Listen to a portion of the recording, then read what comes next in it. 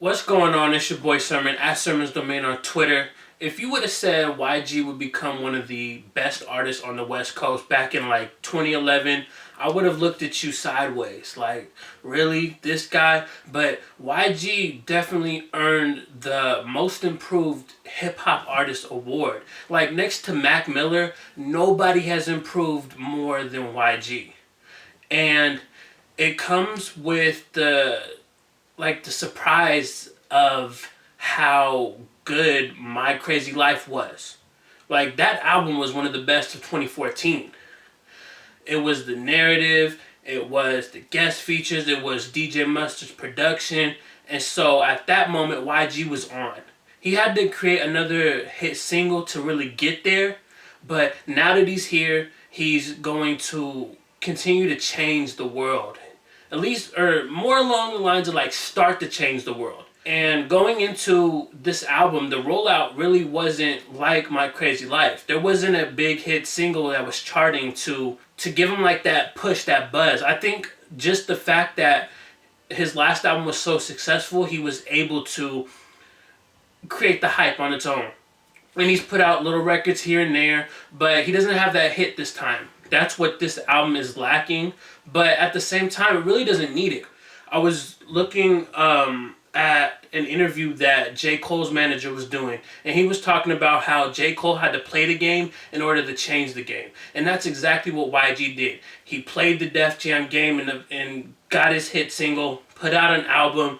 He's been bigger than ever, and now he doesn't need a hit single to sell records, to really get people to listen. Everybody's been raving about this on Twitter. So, Still Brazy is an album that picks up where My Krazy Life left off. It's more set in the now than it is in the past. YG is talking about his shooting last year. He's talking about having fallouts with, friends, including DJ Mustard.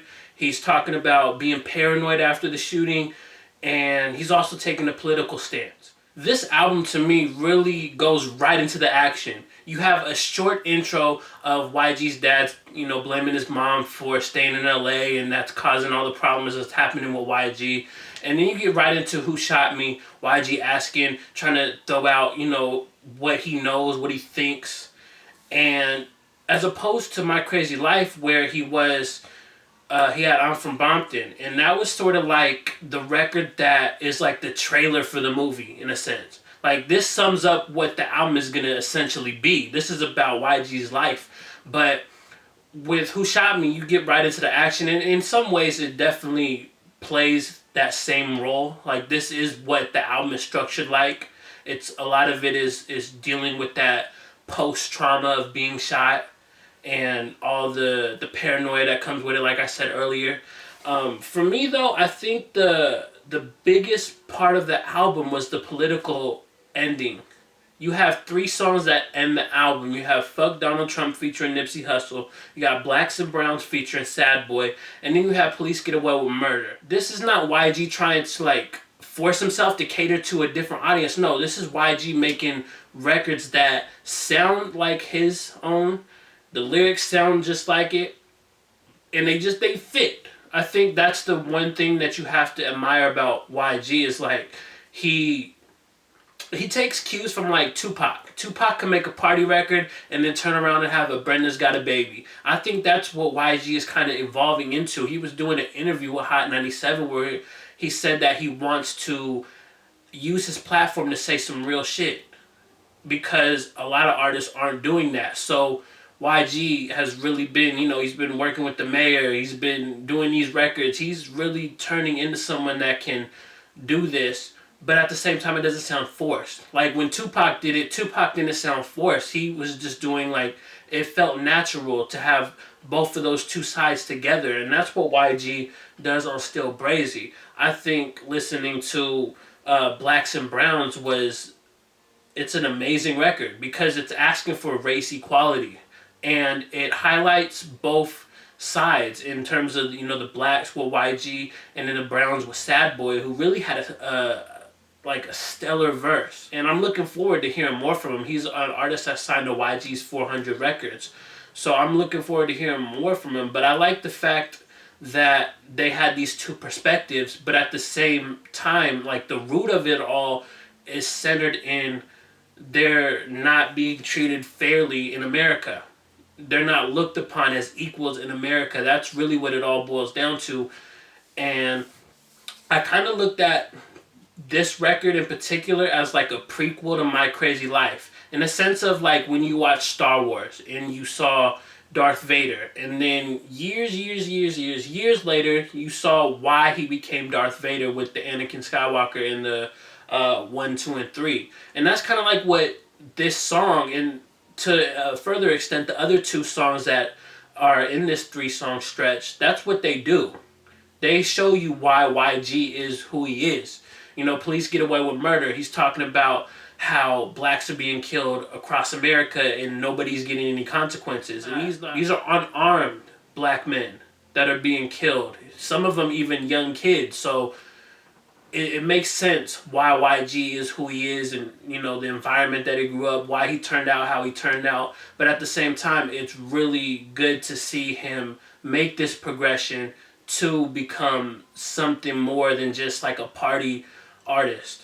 And speaking of like party, I don't think there's also one of those definitive party songs on the album. Like you had Left Right, you had I Just Want to Party, you had a bunch of different records that really had that up tempo, you could play it at a party type of record. And I don't think his intent with this album was to do that. One of the things that is most notable about the album is DJ Mustard is not on it at all.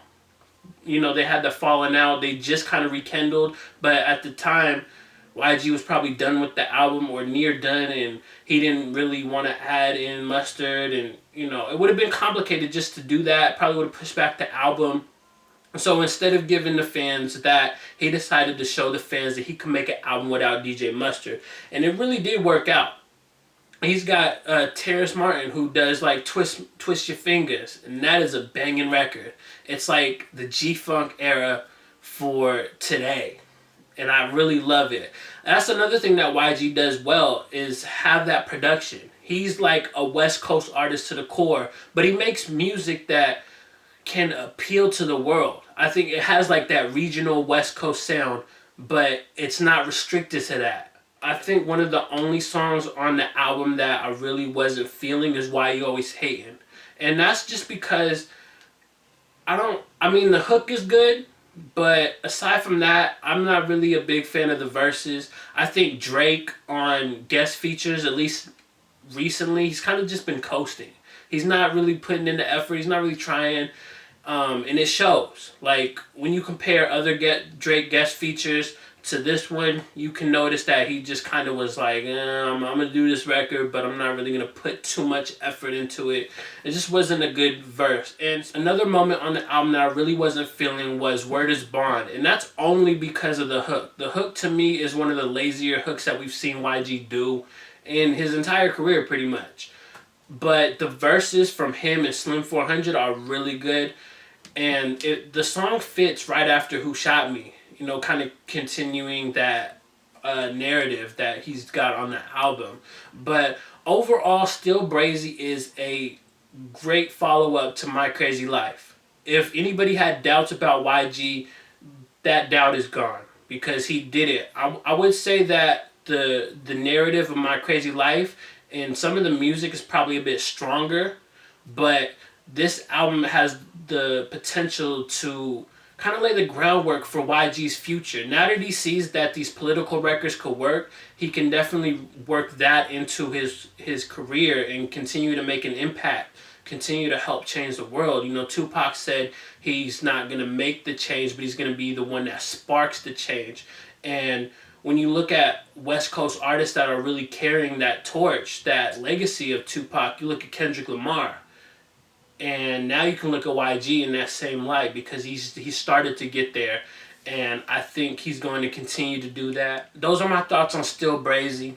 Let me know what you think about it in the comment section below, and then like the video, subscribe to the channel if you're not already, share the video, follow me on Twitter at @SermonsDomain, and as always, thank you for your time. I appreciate you for watching, and until next time, peace.